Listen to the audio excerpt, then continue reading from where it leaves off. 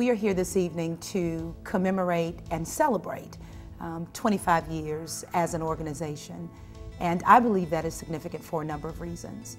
In 1981, the founders and founding members of this organization had the vision and courage to see the need, first of all, for this type of organization and then to move forward in creating it. And here we stand 25 years later as a living testament of an organization that is alive, that is vibrant, and that has produced members and continues to nurture and produce young lawyers who are positioned to make significant contributions to their respective communities. I thought, or all of us thought, all of those who were trying to seek to bring the organization together, noticed a commonality of interest and goals of African American women, and we thought that the times were ripe to harness those of us who were, most of us were very young at that time, together to do something that good for the community. And obviously that's what we've been able to do. It's important for GABWA because we understand that many in our community do not have an opportunity to receive health care and health checkups. And because GABWA is committed to the community, to women, to children, we felt that this outreach was extremely important. It's one of the reasons why we stepped forward to sponsor this expo. GABWA members take the opportunity to serve and to give of their talents, no matter how big, no matter how small. And yes, that is characteristic of any GABWA member, to be able to go into any political or social situation and fit in to do whatever is required of them to serve the community. Sister to Sister is an opportunity for not just black women attorneys, but adult women to make an impact on the lives of young women who have unfortunately gotten into the juvenile court system already. We see them twice a month for actual sessions, specific topics that impact their lives or set them up to be successful. And the one-on-one mentoring is the component that makes the real difference. Coaching, day-to-day, choice to choice. Something happened at school, what do you do? Those are the conversations that the girls probably get the most out of, because it walks them through their life and how the choices they make impact their future. What I'm doing with you today is really trying to save your life.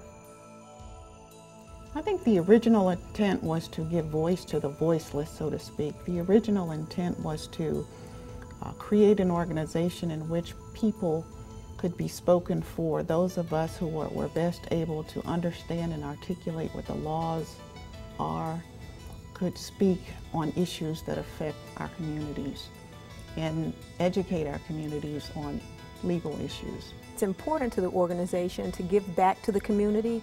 A lot of us work in firms or even for state agencies, and in that regard we aren't necessarily given an opportunity to just reach out to the general public in a manner such as this. We've done all kinds of shows, from identity theft, which is a prevalent problem now. We've done voters' rights, mortgage fraud, all kinds of topics, just to basically provide information to the public and give them contact information so that if they recognize that they may have a legal claim, they know how to pursue it. The thing I have cherished the most is just having an organization where I can go and be a part of that is overwhelmingly other people like myself. It's very comforting to be with women, African American lawyers, who I have so much in common with. I think the book club is really an opportunity for us as African American female attorneys to get together and have some fellowship, to get to know one another, networking and all those different opportunities, as well as it encourages us to go back to our love, which is reading, and reading for the joy of it instead of reading for work. We've come from maybe 40 attorneys to well over 600, and I attribute it to persistence and the ability to take what you have, however little it is, and turn it into something. The ability to stay the course. The Lord is my light and my salvation. Of whom shall I fear? To do it fearlessly, to do it with confidence, that is what is needed with everyone in our community to achieve whatever you're trying to achieve.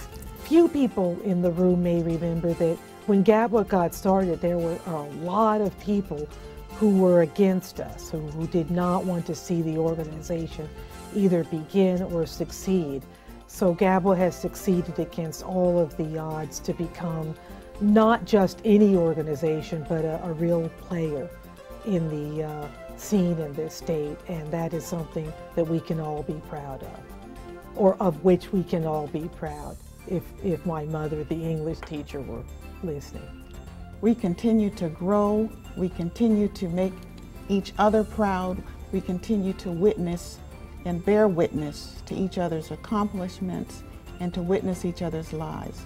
We have done what we've said we were going to do, and we have made it, and we are here. 25 years more.